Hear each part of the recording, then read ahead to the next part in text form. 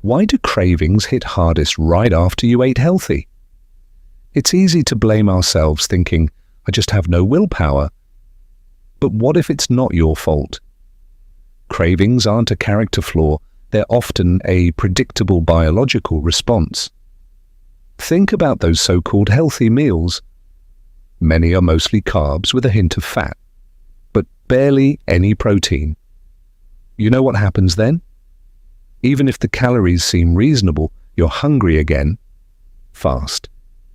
It's like an alarm clock going off inside your stomach. Let's imagine 2 plates. Person A has a bowl filled mostly with carbs, while person B has a protein-centered plate. Surprise, surprise, person A's hunger alarm starts blaring sooner. So if you've been trapped in a cycle of eat, crave, repeat, you're not alone. And here's the part nobody talks about. So, let's dive into this cycle many of us are stuck in, the snack loop. It kicks in when our meals are low in protein. They digest fast. Before you know it, your hunger rebounds with a vengeance, and you find yourself reaching for another quick snack. This frequent grazing? It keeps insulin in a constant state of action, like a traffic cop stopping the fat fuel trucks from delivering energy. The result? You're relying on quick carbs just to keep going because your body's energy tank feels empty. You know what the crazy part is? The more you snack, the more you train your body to crave these glucose bursts. It's a never-ending loop that plays havoc with your energy levels. But here's the part nobody talks about. So, you've been stuck in that snack loop. But why exactly does protein make such a difference? Here's what's actually happening inside your body. Protein acts like a hunger thermostat. When you eat enough of it, and your body sends out those I'm full signals, much like postmen delivering the no more food needed notices. And this is where it gets interesting. Protein doesn't just fill you up, it slows down how fast your meals digest. This means your glucose doesn't spike like crazy. Imagine your muscle as a sponge. It's ready to absorb that glucose smoothly, even when you're not hitting the gym. This muscle buffering helps keep your blood sugar stable, so you're not constantly hunting for quick bites. Think of it this way. With enough protein, you're setting the stage for a balanced day. But here's the part nobody talks about. How easy it can be to get this right without tracking every bite. So how do we actually bring protein into focus without turning mealtime into math class? Here's a super simple trick.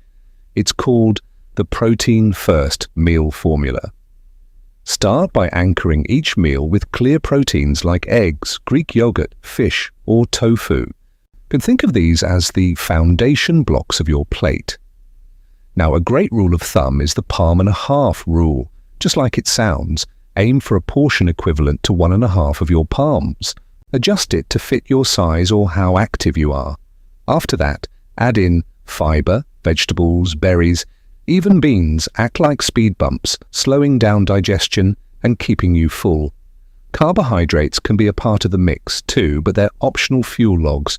Add them after your foundation is steady. Finish off with healthy fats, but only at the end. This way, you've got a plate that's not just a meal, it's your personal hunger management system. Now, you might wonder about common healthy meals out there. All right, so we just talked about building your meals around protein. Now let's tackle those healthy choices that might be letting you down. Ever start your day with a big bowl of oatmeal feeling pretty good about it? Here's what's actually happening inside your body. Without enough protein, that oatmeal can spike your blood sugar, leaving you hungry a couple of hours later. And those beautiful smoothies? Unless you're adding a scoop of protein, they're more like a sugar rush than a breakfast. Now let's talk about salads. They can be a great choice if you're piling on the greens and veggie goodies. But if there's no substantial protein, you're just munching on a lunchtime snack board that won't keep you full. You know what the crazy part is? It's so easy to upgrade these meals. A study from the Journal of Nutrition reveals that simple protein additions can make all the difference. Imagine opening your healthy meal kit and adding elements like Greek yogurt, cottage cheese, or even a side of eggs.